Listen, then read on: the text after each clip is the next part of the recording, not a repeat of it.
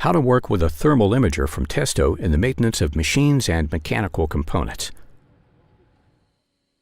One thing before we start the measurement, pay attention to reflections from polished metal components. These can falsify the measurement result. In case of doubt, cover the affected area with adhesive emissivity tape. Thanks to the known 0.95 emissivity of the tape, we can now examine the pipe and the overpressure valve. We will then deal with the burner. There, it is mainly the flow and return temperatures which are of interest. In production, we check important mechanical components for temperature developments, which can indicate wear.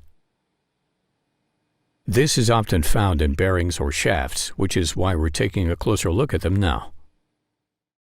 The two functions, hotspot and area measurement, simplify the analysis of the thermal images here and make it possible for you to use thermography even more efficiently. In addition to shafts and bearings, motors are also relevant for smooth production.